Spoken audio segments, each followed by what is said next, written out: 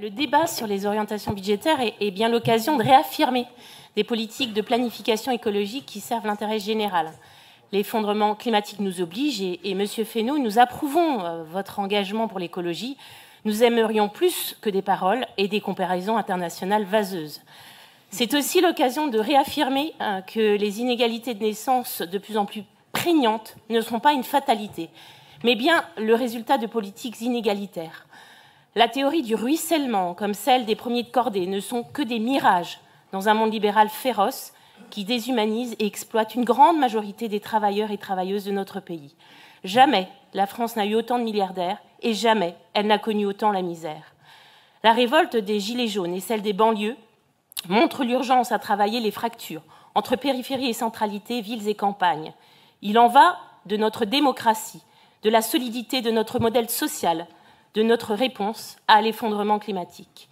Qu'on soit né dans une famille ouvrière ou paysanne ou dans une famille de cadres, on n'aura ni la même espérance de vie, ni la même espérance de vie en bonne santé, ni la même exposition aux pollutions, ni le même accès à la culture et à l'enseignement supérieur, ni le même accès à des postes de décision, ni la même possibilité de choisir sa carrière professionnelle, ou ni la même opportunité de voyager. À cela, on peut rajouter les discriminations raciales, homophobes, sexistes, qui sont autant d'obstacles. Nous nous interrogeons.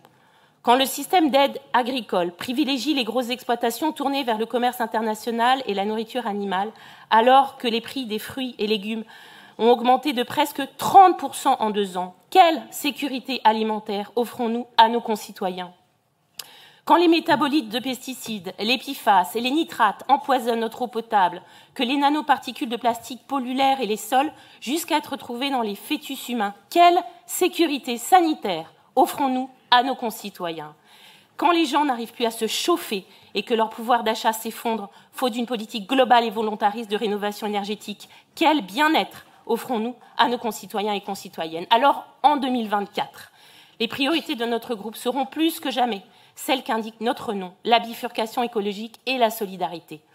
Nous pensons en particulier à la généralisation de la tarification sociale dans les cantines des lycées, à la mise en œuvre de l'agence régionale énergie-climat, dont la première année de fonctionnement sera en 2024, au plan régional de renaturation et à une possible prise de compétences eau à la suite des assises régionales, à une nouvelle génération de projets artistiques, culturels, de territoire et à une nouvelle stratégie pour l'économie sociale et solidaire, aux assises de la démocratie permanente, de l'éducation populaire, ainsi qu'à un nouvel accord de notre COP régionale, puisque nous n'avons pas attendu le gouvernement pour la mettre en place.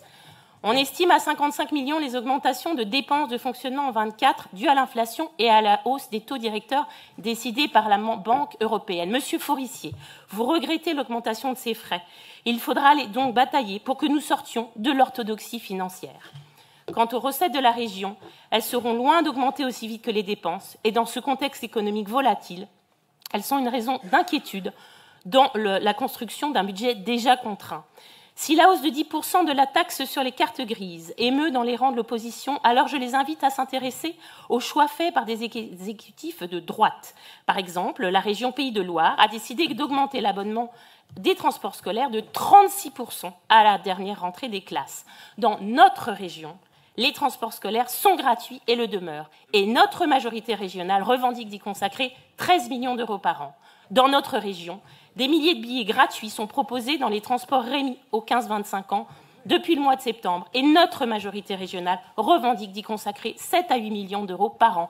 Dans notre région, il y a un dispositif phare de soutien à l'emploi associatif, Capasso, tout à fait exceptionnel en France. Et notre majorité régionale revendique d'y consacrer 9 millions d'euros par an. Gouverner, c'est prévoir. Prévoir, c'est avant tout assurer la sécurité, le bien-être et l'émancipation des habitants et habitantes de notre région au quotidien. Je vous remercie.